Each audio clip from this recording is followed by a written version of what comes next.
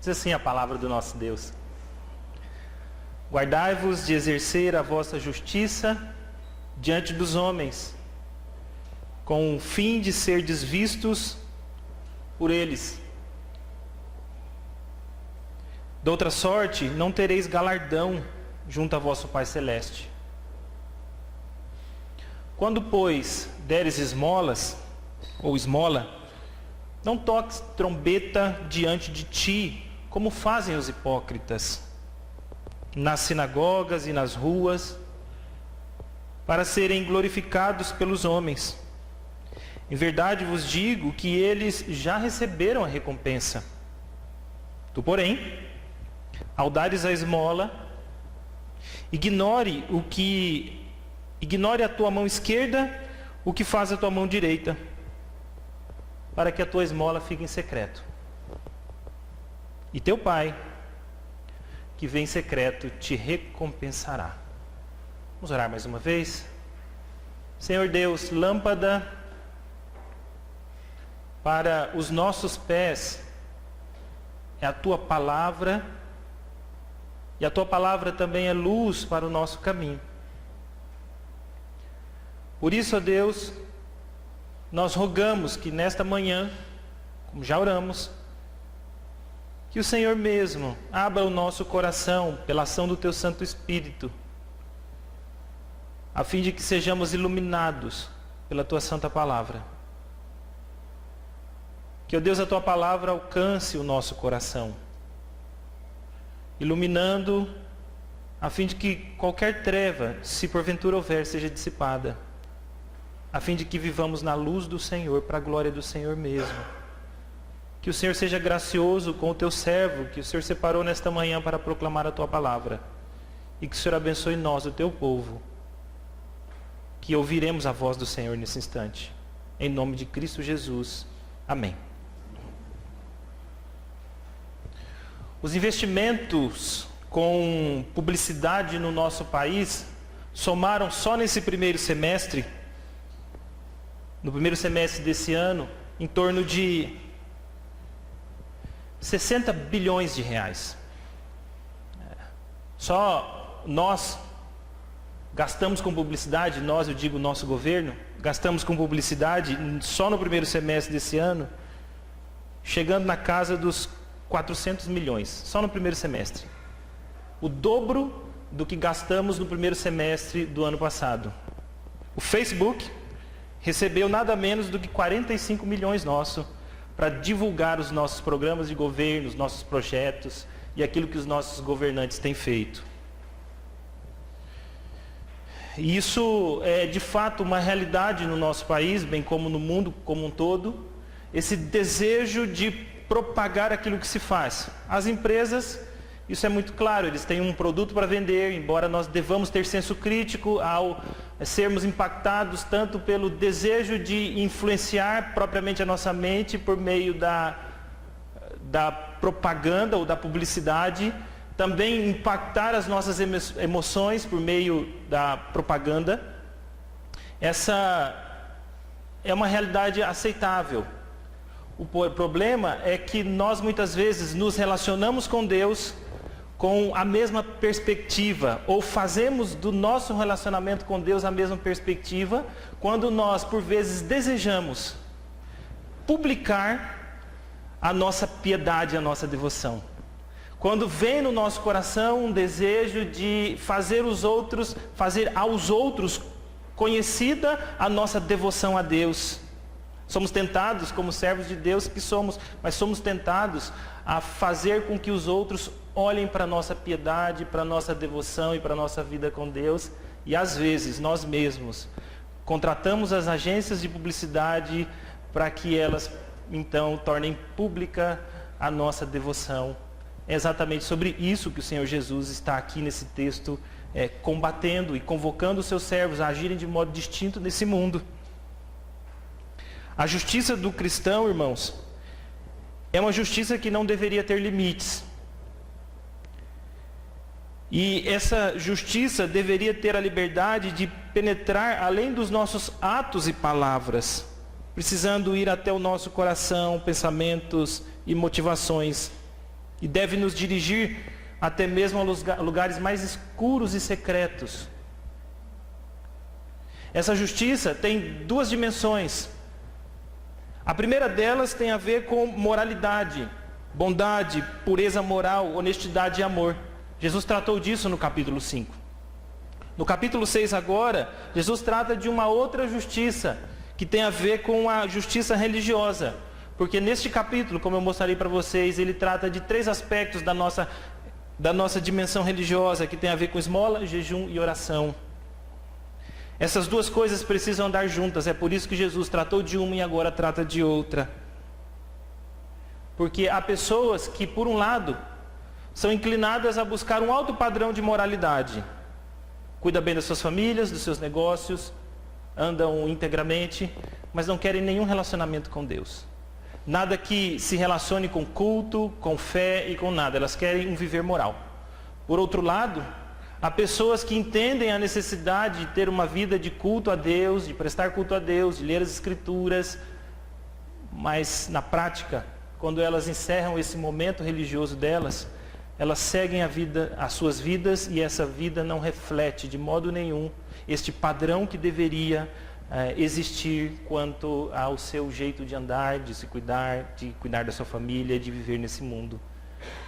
O discípulo verdadeiro de Cristo não tem o direito, ou não deveria desejar nunca, escolher ou religiosidade ou moralidade. Ao contrário, ele deveria entender que ambos são aspectos da vida de um cristão. Uma vida moral que glorifique a Deus e que faça a luz de Cristo brilhar neste mundo, mas também uma devoção a Deus que fosse íntegra, sincera e piedosa. Essas duas coisas deveriam andar juntos. Mostro para vocês como isso é possível, como Jesus tratou desses dois aspectos. Como eu disse, no capítulo 5, ele enfatiza então a justiça moral. Nossa obediência à lei de Deus, que não é uma obediência externa e superficial, como ensinavam os escribas e fariseus, mas é uma devoção que precisa penetrar mais profundo no coração. Uma devoção que precisa ser marcada não apenas por meros atos externos, mas entendendo que o ódio no coração já é matar alguém. Que ter desejos lascivos corresponde ao adultério. Essa superficialidade não pode existir na vida do cristão e Jesus tratou disso de modo substancial e chega no final deste capítulo mostrando que o padrão de referencialidade para a moralidade do cristão não é o homem imperfeito, mas o próprio Deus perfeito, porque Jesus termina dizendo assim, o capítulo 5, sede vós perfeito, como perfeito é o vosso Pai Celeste, corrigindo do nosso entendimento uma mentalidade de que nós deveríamos nos basear no padrão moral dos outros, quando na verdade o nosso referencial último é o próprio Deus e Ele é o nosso alvo de moralidade. Agora no capítulo 6 então, Jesus ataca ou ensina, corrige o entendimento dos seus discípulos numa outra esfera, que tem a ver com o desfrute religioso dos seus discípulos propriamente. Tem a ver com a sua justiça religiosa na devoção do seu povo. Então, pelo menos os versículos 1 a 18 do capítulo 6, onde ele trata propriamente disso, e eu gostaria que você olhasse na sua Bíblia, se divide da seguinte maneira. O primeiro versículo do capítulo 6, ele estabelece um princípio geral sobre esse padrão da espiritualidade do cristão. Onde ele diz que nós devemos guardar de exercer a nossa justiça diante dos homens, não tendo desejo de fazer propaganda da nossa devoção, sermos vistos pelos homens, porque deste modo nós não teremos o galardão daquele que é galardoador dos que o buscam, como lemos na liturgia em Hebreus, capítulo 1, versículo 6.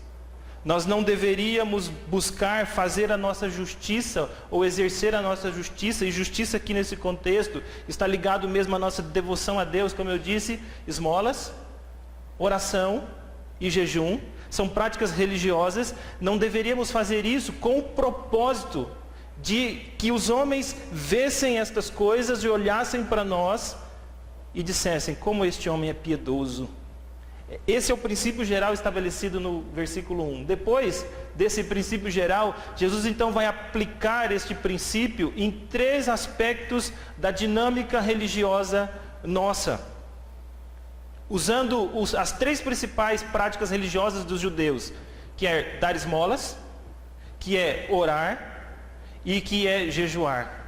Ele vai mostrar nesses 3 momentos que o cristão deveria, no seu relacionamento com o próximo, fazer isso não para a sua própria glória. Vai mostrar que na sua vida de oração, o cristão também não deveria fazer isso para se ensoberbecer. E que no seu próprio relacionamento particular, ou em relação a si mesmo, olhando para o jejum aqui como um meio de mortificação da carne e dos prazeres da carne, não fazer isso visando a glória humana, mas entendendo que todas essas coisas devem ser feitas para o próprio Deus. Jesus mostra que cada uma dessas práticas era tratada nos seus dias como um espetáculo grotesco público, como ostentavam os hipócritas. Uma referência aos fariseus dos seus dias. Vejam comigo como isso é grotesco. Versículo 2 do capítulo 6 diz: quando vocês derem esmolas, não toquem trombetas diante de ti, como fazem os hipócritas, tanto nas sinagogas como nas ruas, a fim de serem glorificados pelos homens. Depois, enquanto à oração, Jesus diz no versículo 5 do capítulo 6 também: quando vocês orarem, ou quando orardes, não sereis como os hipócritas. Sabe por quê? Porque eles gostam de orar em pé nas sinagogas e nos cantos das praças, a fim de serem vistos pelos homens. E por fim, então, quando jejuarem, versículo 16 do capítulo 6: não vos mostreis contristados como os hipócritas, porque eles desfiguram o rosto com o fim de parecer aos homens que jejuam. Não apenas é evidente entre eles o abatimento do jejum, mas eles usam os mecanismos estéticos para tornar mais ainda evidente que eles estão se abstendo de alimento, buscando a sua própria glória. O que Jesus está então tratando nesse capítulo, nessa seção do capítulo 6, irmãos, é que as ações do discípulo de Cristo deveriam ser algo secreto. Os feitos religiosos ou a devoção do povo de Deus deveria ser algo feito em secreto, buscando apenas, por meio de uma motivação sincera de coração, a glória de Deus, voltando-se exclusivamente ao Pai Celeste, porque Ele sim é quem vê em secreto e Ele sim é quem recompensa. Os 3 exemplos utilizados aqui terminam exatamente da mesma forma. Versículo 4, e teu pai que vem em secreto te recompensará. Versículo 6, quanto à oração, o teu pai que vem em secreto, ele te recompensará. E o versículo 18, quanto ao jejum, deveria ser feito em secreto e não à vista dos homens, porque o teu pai que vem em secreto te recompensará. O ponto aqui é que o Senhor Jesus está preocupado, irmãos, do começo ao fim do seu sermão, com as motivações, os pensamentos e os sentimentos mais secretos do coração. A religião de seus dias era uma religião da externalidade, onde o que era externo era mais importante. O que Jesus ensina no Sermão do Monte é que os religiosos dos seus dias não haviam entendido o ensino de Deus dado por Moisés quando desceu do monte. Então agora novamente Jesus sobe ao monte e reinterpreta ou interpreta novamente de modo adequado o que é que Deus quer do seu povo, que não é apenas formalismo externo, mas uma devoção sincera de coração.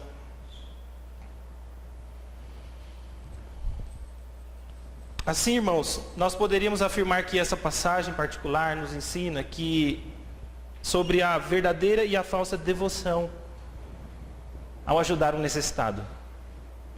O versículo 1, como eu disse, apresenta o princípio central dessa devoção sincera em oposição à hipocrisia, que se aplica em 3 casos, como eu mostrei. E o verso 2 a 4 em particular, então fala sobre como o discípulo de Cristo pode exercer a sua devoção ao prestar socorro a alguém, ao ajudar o necessitado.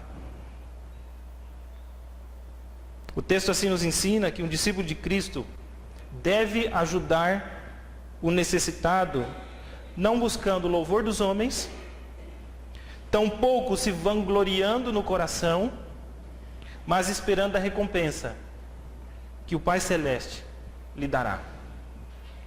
Portanto, em primeiro lugar, ao ajudar o necessitado, o discípulo de Cristo não deve buscar o louvor dos homens. Jesus diz assim no verso 2 do seu texto, acompanhe comigo.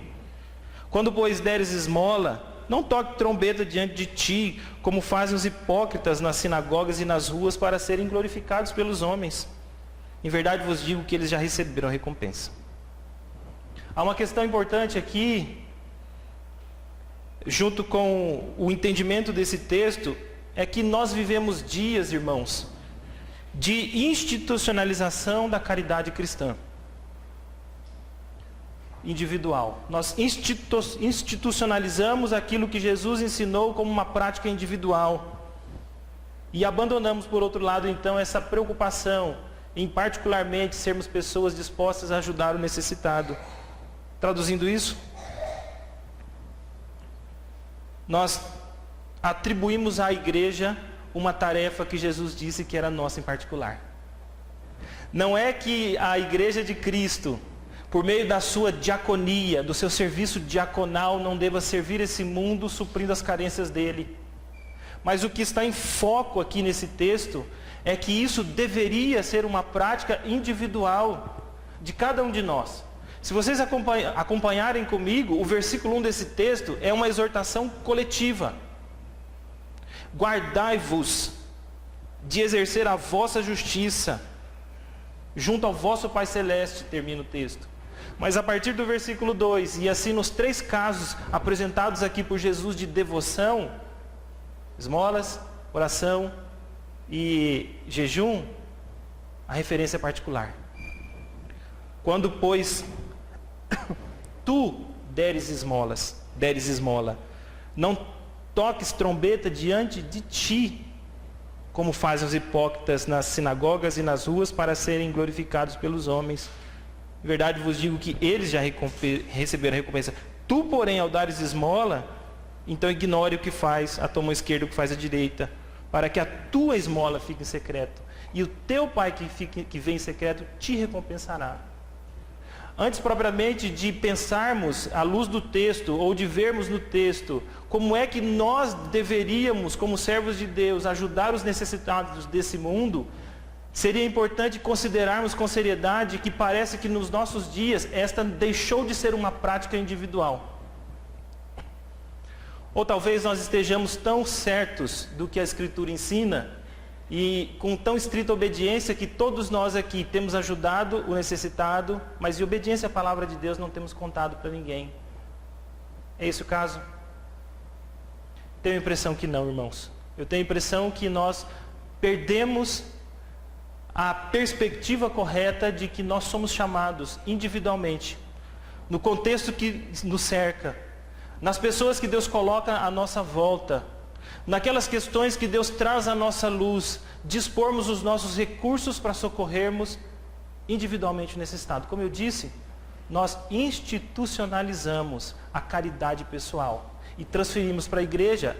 Haja vista uma vez que nós já devolvemos os nossos dízimos, nós estamos agora isentos de qualquer responsabilidade financeira para com Deus e para com o próximo, porque afinal já entregamos para a igreja o dinheiro que pertencia a Deus, o resto é nosso e nós usamos da maneira como exatamente quisermos, porque já cumprimos o nosso dever. Dito isso, e considerando então que há uma convocação para nós sermos pessoas que ajudem os necessitados à nossa volta, o Senhor Jesus condena um modo equivocado de fazer isso. Para os fariseus, mesmo hipócritas, eles não tinham dificuldade em ajudar o próximo. Era parte da prática religiosa de Israel. Mas a motivação deles estava bastante equivocada. Então Jesus corrige isso nos seus discípulos, mostrando que quando eles fossem ajudar alguém, eles não deveriam fazer disso um teatro. A palavra hipócrita aqui tem, em algum momento da história da língua grega clássica, a ideia de ator.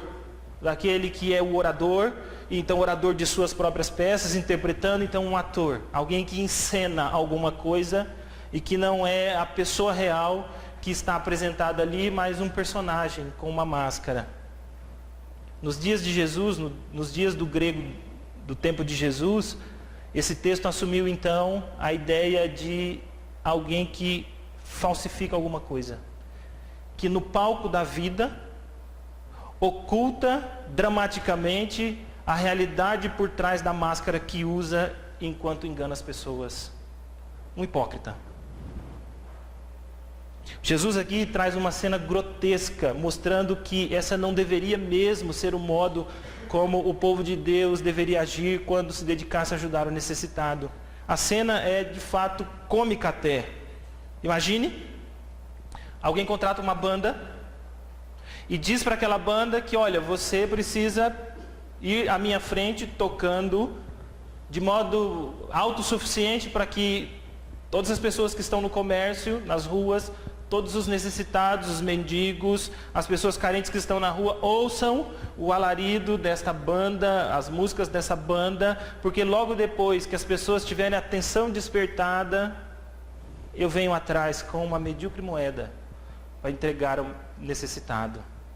É uma cena fantasiosa até e absurda, e parece mesmo que não é, Jesus não está dizendo que literalmente eles faziam isso, mas ele usa uma figura para mostrar. Percebem que quando vocês ajudam alguém, e vocês se vangloriam com isso diante dos homens, é grotesco como essa figura de uma pessoa que contrata uma banda para se exibir ao dar esmola para uma pessoa necessitada. Pobre homem alardeia nas ruas, entre os amigos no trabalho, entre os familiares, no seu salão de cabeleireiro, nos encontros de negócio, e onde mais ele puder, ele propaga a sua pobre caridade, seu miserável altruísmo, o seu medíocre amor ao próximo, sua abnegação financeira fantasiosa. Na igreja também, que Jesus diz que eles faziam isso tanto nas ruas como nas sinagogas. Na igreja também este homem, infeliz homem, desfila a sua piedade amorosa e abnegada por ter dado uma roupa ao nu, um prato de comida ao faminto, socorrido uma viúva, suprido a necessidade de um doente. Irmãos, é duro o discurso de Jesus aqui. Realmente é duro o discurso de Jesus. Mas trágica é a nossa própria realidade. Porque nós somos sim capazes de transformar um ato de misericórdia em ato de vaidade. Irmãos, é possível ajudarmos alguém, diz John Stott, não tendo o benefício dele como o nosso motivo principal, mas o nosso próprio benefício. O problema é que ao fazer isso, o Senhor Jesus diz que, recebendo os elogios dos homens, nada mais resta para nós diante daquele que é galardoador dos que o buscam. Fazendo isso diante dos homens e recebendo as migalhas dos elogios dos homens, nós não temos mais nada para receber do Pai Celeste. Porque se fizermos isso, é o que o versículo 2 ensina, em verdade vos digo que já receberam a recompensa. A encenação no palco do Teatro das Ilusões é o que de melhor este pobre homem pode conquistar. Os trocados recebidos pelos ingressos do seu show é a única coisa que lhe sobra. De Deus não há mais nada. E sabe por que não há? Porque na verdade não é o que eles queriam mesmo. Porque eles amaram mais a glória deste mundo do que a glória de Deus. Eles desejam mais ser agradados pelos homens do que viver para a glória de Deus. No começo eu disse a vocês que as empresas investem substancialmente seus recursos em propaganda e publicidade. Embora também eu disse que deveríamos ser mais alertas quanto ao que estamos recebendo e quanto isso tem nos influenciado, é tolerável porque é prática do mercado. O problema é quando nós importamos essa prática para a nossa vida pessoal e para a nossa devoção a Deus.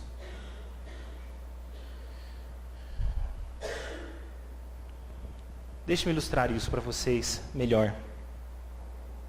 As redes sociais, vejo eu, estão cheias de cristãos desesperados para fazerem sua justiça conhecida diante dos homens, ansiosos para ganharem um medíocre like, uma medíocre curtida, pelo que dizem ou pelas coisas que publicam porque fizeram. Falando aos jovens, em particular, embora essa aplicação se afaste um pouco do contexto específico dessa passagem, mas o princípio está estabelecido aqui.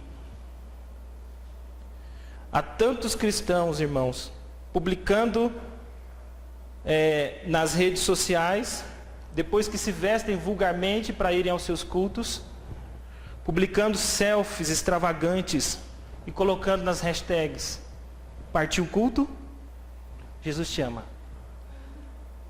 Quantos cristãos que se reúnem para ir pregar o Evangelho ou fazer aquilo que agrada a Deus, se de fato for feito de coração, dedicando-se à devoção a Deus por meio da evangelização e da ajuda ao necessitado, mas antes disso, precisam dizer: partiu evangelizar, Jesus salva. É um teatro de ilusões, são fakes. Uma geração de virtualização da realidade, com vidas quebradas por trás das máscaras religiosas, dos filtros, das fotos das redes sociais. Cuidado, jovens, cuidado, porque ao fazerem isso, vocês não têm nada mais com o Pai Celeste para receber. A mediocridade das curtidas que vocês recebem nas redes sociais, quando feito para a própria glória, anula de vocês qualquer perspectiva de esperar do Pai Celeste alguma coisa. Cuidado. Não se satisfaçam com gorjetas digitais, com pobre likes, centavos inúteis trocados pelas ricas bênçãos do Pai Celeste, buscando satisfazer a si mesmos. Cuidado. Para todos nós, agora de modo mais amplo, duas questões fundamentais que esse primeiro ponto aborda. Sobre o nosso compromisso em prol do próximo. Nós estamos caminhando para o final do ano. E uma pergunta importante para você responder é: quanto você investiu dos seus recursos financeiros na ajuda do necessitado? Ou, para não falarmos em termos de valores, mas de proporção, o que é mais justo, quantos por cento do seu orçamento você investiu em ajudar as pessoas necessitadas à sua volta, nesse ano que já se acaba? Você sabe o que está acontecendo nas missões ao redor do mundo?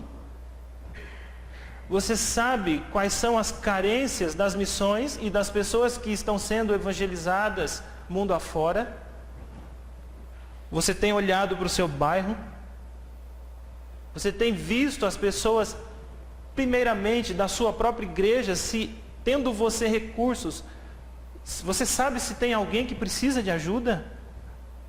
Eu temo, irmãos, que vivendo numa cidade, uma metrópole como a nossa, fazendo parte de uma megalópole, inclusive, 230 cidades, uma das poucas do mundo, nós nos tornemos anestesiados pelo grotesco da carência e da miséria humana que nós vemos todos os dias. Ainda que talvez vejamos essas coisas na tela da nossa TV 4K de 65 polegadas. Eu temo que nós nos tornamos anestesiados e perdemos de vista um chamado da parte do próprio Deus para dispormos os nossos recursos, que no fundo é dele mesmo, em prol das pessoas que carecem de necessidade à nossa volta. Segundo lugar, nesse ponto, de maneira mais abrangente agora, olhando para o princípio, que é esperar glória dos homens. Irmãos, como essa perspectiva equivocada de esperar glória dos homens tem destruído os nossos relacionamentos.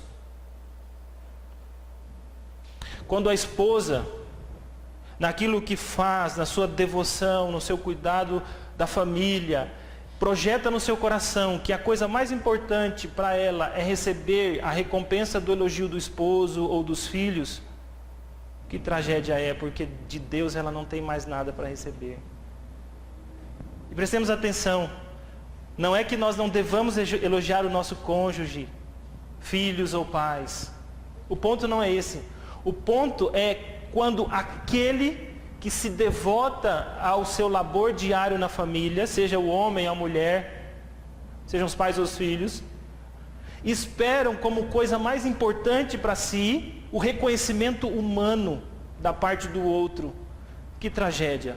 Por dois motivos básicos. Primeiro, porque, conforme o texto bíblico, se receber o elogio é a única coisa que lhe resta. Segundo, isso nunca satisfará o coração. Porque a única coisa que de fato satisfaz o nosso coração é a consciência de saber que Deus vê em secreto.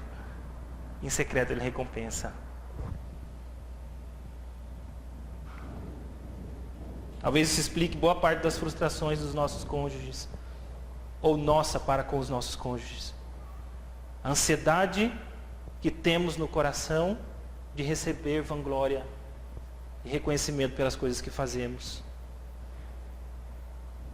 Maridos e esposas aqui, não entendam que isso é um convite para você não elogiar o seu cônjuge e reconhecer o labor dele. Mas quanto a nós, diante do que fazemos, nós não deveríamos ter isso como a meta principal do nosso coração. Mas saber que Deus, quem nos assiste e que fazemos essas coisas para a glória dele. Em segundo lugar, irmãos, ao ajudar o necessitado, ainda, o discípulo de Cristo não deve vangloriar-se no coração. Jesus primeiro combate a exibição da sua religiosidade. Não fazer isso público diante dos homens. Em segundo lugar, Jesus diz que essa publicidade não pode ser nem no coração. Jesus está agora mergulhando para uma instância mais profunda da nossa alma, como Ele faz em todo o Sermão do Monte. Aliás, é exatamente esse o princípio fundamental da lei de Deus, não é externa, mas é no coração. O equívoco não é apenas uma correção feita no Novo Testamento. Lá mesmo na entrega da lei, Deus diz, olha, vocês devem me amar de toda a força de vocês e com todo o coração de vocês. Então Jesus agora sai da externalidade daqueles que de fato não contam para ninguém mesmo. Mas no seu coração se vangloriam. É duro isso. Eu estou sendo sincero com os irmãos. As palavras de Jesus Cristo são como uma ofensa para o meu ego. Porque Ele denuncia as minhas vaidades mais secretas. Jesus aqui diz, versículo 3, quando você ajudar uma pessoa, propriamente aqui, der uma esmola, ajudar o necessitado, você não pode permitir que a tua mão esquerda ouça o discurso proferido pela sua mão direita. É mais uma vez uma ideia cômica de alguém que depois de ter feito ajuda alguém, a mão direita conta para a mão esquerda o que fez. É uma ideia grotesca mesmo, mais uma vez. Mas isso acontece no coração. Quando no coração, depois de ter socorrido uma pessoa necessitada, com os nossos recursos, ou considerando o princípio ter feito bem a alguém carente, de qualquer natureza que seja, nós dizemos no nosso coração, eu sou bom. Como eu sou uma pessoa abnegada. Como eu abro mão dos meus próprios benefícios em prol da pessoa carente. Deus, eu tenho crescido na fé tanto, que como brincamos, me orgulho da minha humildade. Ninguém vê. Não tem banda nas ruas. Não tem nada do lado de fora perceptível. Todo esse teatro agora fantasioso está ocorrendo no íntimo do nosso coração. E ali nós construímos um altar. Nos colocamos como ídolo nesse altar do nosso coração. E nós mesmos nos dobramos a esse altar da idolatria do nosso próprio ego. Dizendo, de nós para nós mesmos, como eu sou crente.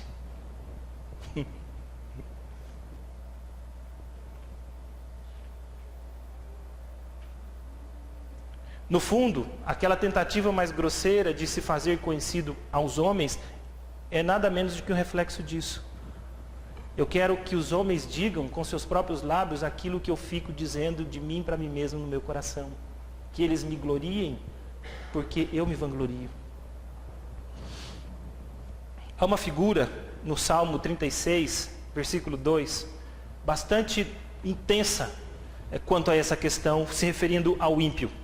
O texto aqui está falando dos religiosos, lá dos ímpios. Os ímpios, segundo o Salmo 2, eles de si para si mesmos proferem elogios, eles se colocam diante dos seus próprios olhos e eles se elogiam a si mesmos. Ali o ímpio é como um narciso num ato de presunção arrogante que faz o bajular de si para si mesmo em autoglorificação.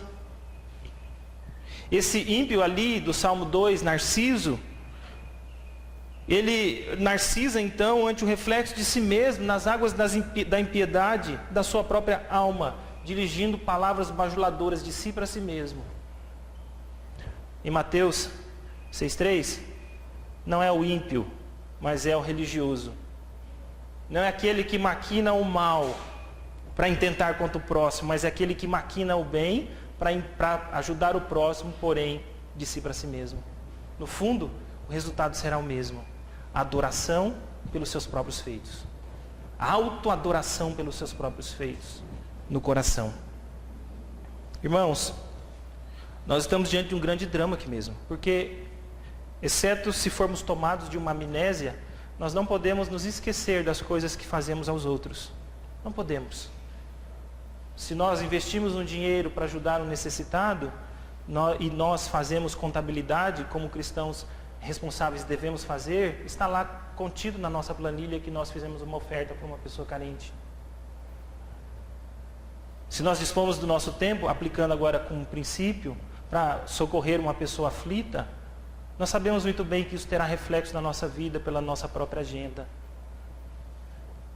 A única saída para sermos curados disso é quem adoramos. Se a nós mesmos e os nossos próprios atos de justiça, ou se fazemos o que fazemos para a glória verdadeira de Deus. A única saída para esse dilema é reconhecermos que nós vivemos para a glória de Deus. Que qualquer coisa que fizermos só pode ser feita por nós por causa do que o próprio Deus faz conosco. O dinheiro que temos não é nosso, os dons que temos não são nossos, ou eles não se originam de nós. A nossa conta bancária é nossa, mas porque foi Deus quem nos deu. As habilidades que temos para o exercício dos nossos dons, em quaisquer circunstâncias forem, é dom de Deus. Só temos força para desempenhar aquilo que temos que fazer por causa da própria graça de Deus que opera em nós tanto querer como realizar segundo a sua boa vontade. Somente uma compreensão adequada de que tudo que temos e que somos pertence ao Senhor e que de fato tudo que fizermos deve ser para a glória dele é que fará com que essa mediocridade de buscar reconhecimento dos homens ou de buscar reconhecimento de si para si mesmo pode ser mortificada. O terceiro aspecto aqui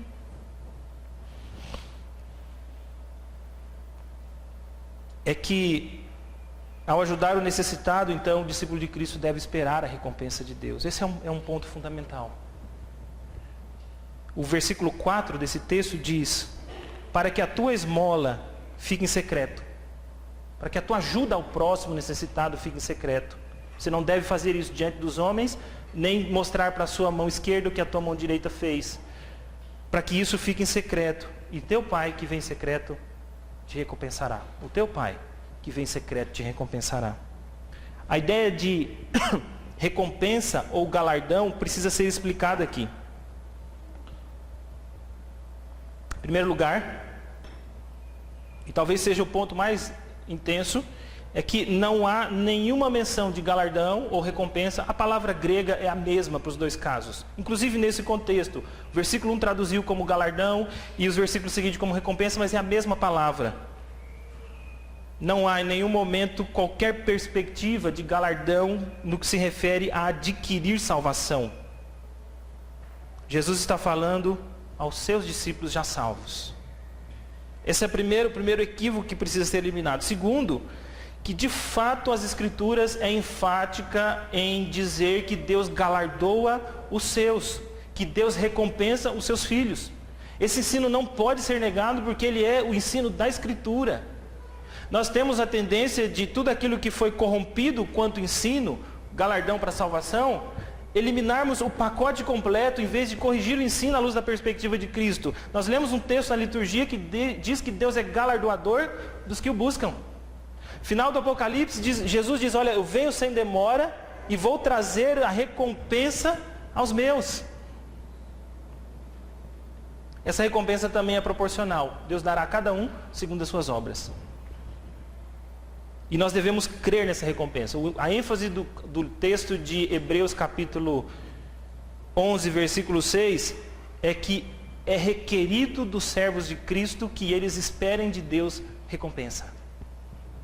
O texto diz, de fato sem fé é impossível agradar a Deus, porquanto é necessário que aquele que se aproxima de Deus creia que Ele existe e que se torna galardoador dos que o buscam.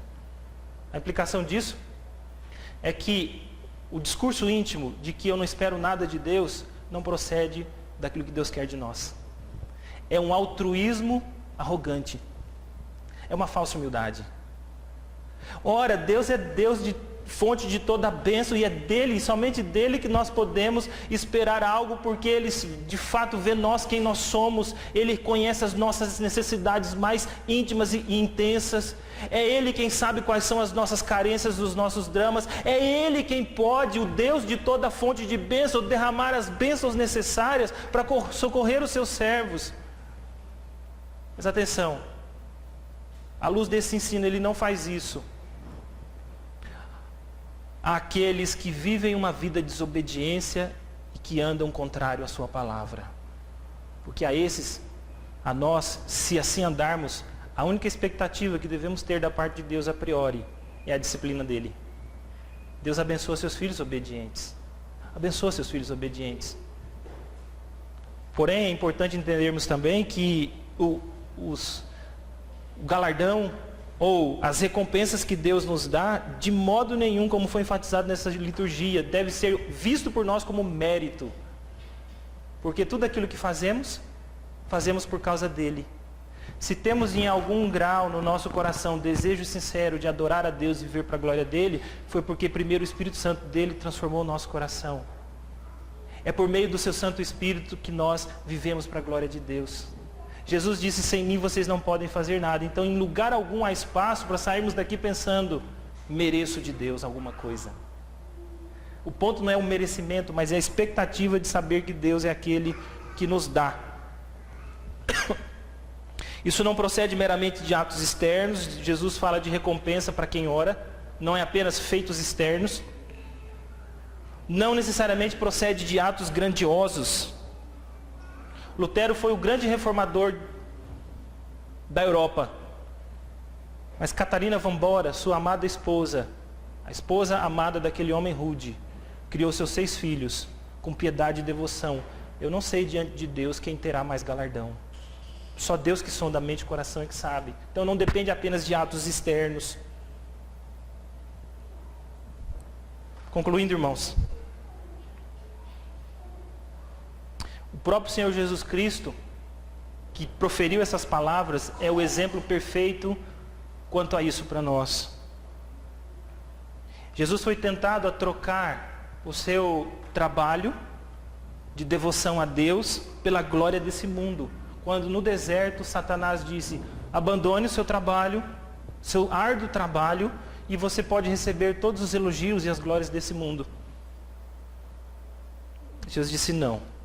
Eu só posso adorar a Deus. Eu só posso fazer o que eu faço para a glória de Deus. Mesmo com fome, Tanto no deserto, quanto mais tarde aos seus discípulos, Jesus, olha, mais importante do que matar a minha fome é fazer a vontade do meu Pai. Mas também a Escritura diz que Deus olhou para Jesus e o recompensou.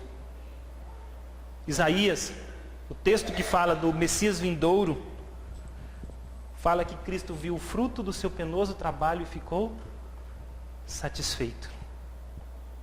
Antes, um versículo antes, Isaías havia dito que a vontade do Senhor prosperaria nas mãos do Redentor. Por isso que ele viu o fruto do seu penoso trabalho. Assim, irmãos, quando estivermos dispostos a ajudar o necessitado, precisamos tomar cuidado. Se nós estamos buscando fazer isso para receber mérito dos homens, se ao fazermos isso, não nos perdemos no nosso coração, vangloriando a nós mesmos, mas ao contrário, entendendo que somos chamados para a glória de Deus, a fazer o que tivermos que fazer para Ele.